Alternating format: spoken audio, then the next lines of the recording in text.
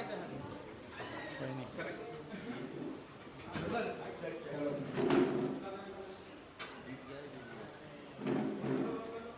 सब लोग देख रहे हैं कि दिल्ली के अंदर प्रदूषण बहुत ज़्यादा हो गया है, जिसकी वजह से कुछ इमरजेंसी मेजर्स लेने की ज़रूरत है।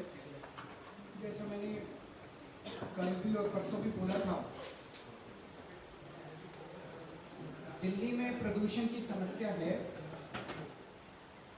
लेकिन पिछले 10 दिन के अंदर जो प्रदूषण बढ़ा है वो आसपास के स्टेट्स में जो क्रॉप बर्निंग है उसका बड़ा कारण है।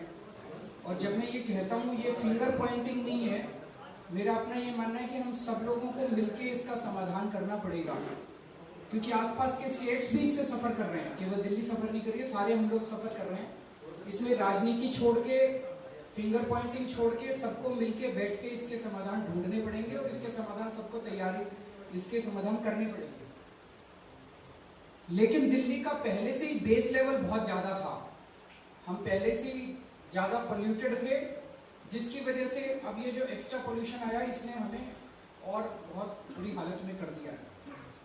दिल्ली सरकार की तरफ से हम लोगों ने कई एक्सपर्ट्स को भी पिछले 1-1.5 दिन में कंसल्ट किया, और अभी कई सारे लोगों से कंसल्ट करने के बाद कुछ इमरजेंसी मेजर्स अगले कुछ दिनों के लिए निर्णय लिया गया है। एक तो ये कि अगले 5 दिन के अंदर दिल्ली में हर किस्म की कंस्ट्रक्शन और डिमोलिशन बंद की जा रही है। दूसरा, दिल्ली की सड़कों पे कल से पानी का छिड़काव बड़े स्तर पे किया जाएगा ताकि मिट्टी सेटल हो सके। तीसरा, डीजी सेट्स दिल्ली में जो हैं उनको 10 दिन के लिए बंद किया जा रहा है, लेकिन कुछ डीजी सेट्स एसेंशियल यूटिलिटीज के लिए इस्तेमाल होते हैं, कुछ अस्पतालों में, मोबाइल टावर्स पे, वो इससे बाहर होंगे। ये भी देखने में आया कि कई सारी कॉलोनीज में बिजली के कनेक्शन इसलिए नहीं दी जा रहे कि ये अनऑथराइज्ड कॉलोनी है, अनऑथराइज्ड कंस्ट्रक्शन है, और उसकी वजह से वो लोग डीजी सेट्स यूज करते हैं या बिजली की चोरी करते हैं। तो ये आदेश दिया जा रहा है कि बिजली के कनेक्शन सबको दिए जाएंगे, जो मांगेगा उसको बिजली के कनेक्शन देंगे। बिजली के कनेक्शन का मतलब ये नहीं है कि वो ऑथराइज्ड बिल्डिंग हो गई है, लेकिन अगले 10 दिन के लिए डीजी सेट्स बंद किए जा रहे हैं।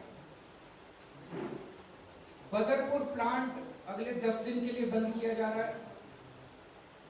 बदरपुर प्लांट से फ्लाई ऐश NHAI अपनी सड़क के लिए ले जाया करता था, उस ट्रांसपोर्टेशन में भी काफी फ्लाई ऐश हवा में जाती थी, तो उसकी ट्रांसपोर्टेशन भी 10 दिन के लिए बंद की जा रही है। और जो फ्लाई ऐश वहां पड़ी है उस पर छिड़काव करके, ताकि वो हवा से उड़े ना, उसको छिड़काव किया जाएगा।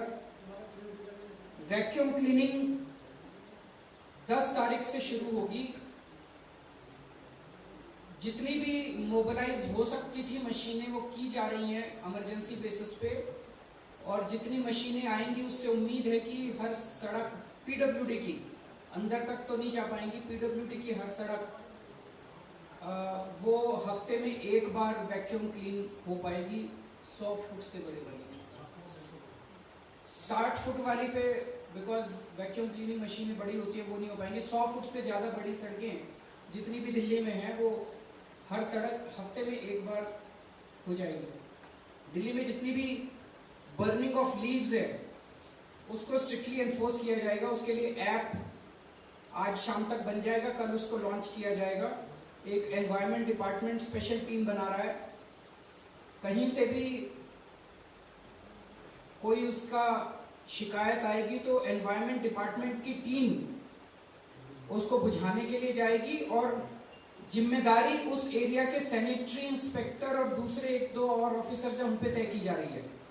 जिस एरिया में बर्निंग ऑफ लीव्स मिलेगा वहां पे उन ऑफिसर्स की तनख्वाह में से फिर पेनल्टी काटी जाएगी।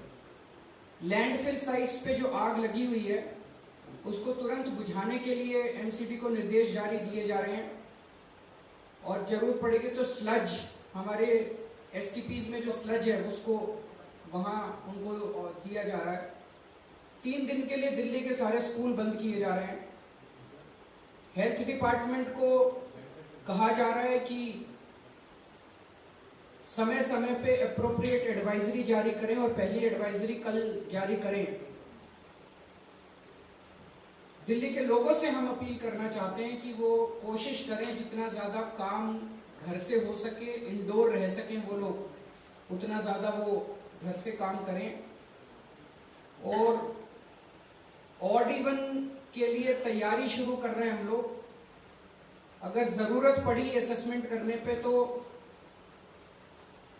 आने वाले दिनों में ऑड इवन भी लागू किया जा सकता है, लेकिन अभी उसकी पहले तैयारी शुरू कर रहे हैं और अगले कुछ दिनों के अंदर उसकी हम लोग असेसमेंट करेंगे। तो ये कुछ एक सुझाव अभी कैबिनेट के अंदर आया था आर्टिफिशियल रेन को लेके, लेकिन वो केंद्र सरकार में उसकी ज़रूरत पड़ेगी।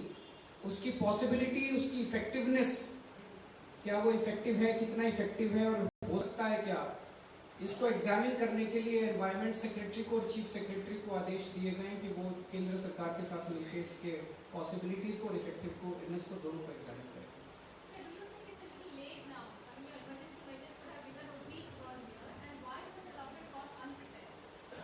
अनप्रिपेयर्ड नहीं है। अब इस स्केल के ऊपर, जैसे आप तो हर साल के हिसाब से चलेंगे, इस स्केल के ऊपर क्रॉप बर्निंग से इतना धुआं हो जाएगा, ये तो किसी को उम्मीद नहीं थी। पिछले साल तो नहीं हुआ था, उसके पिछले साल भी नहीं हुआ था। और टेम्परेचर कंडीशंस ऐसी हो गई हैं, वेदर कंडीशंस ऐसी हो गई हैं, लेकिन अभी भी आने वाले दिनों में बहुत जल्दी इससे राहत की उम्मीद भी, अभी कुछ दिन और क्रॉप बर्निंग होने वाली है, अभी बंद नहीं होने वाली, तो तुरंत कुछ करने की ज़रूरत है। पर अभी ये लगा कि स्कूल्स कुछ दिनों के लिए बंद किए जाएं ताकि बच्चों को सारे ऑल द स्कूल्स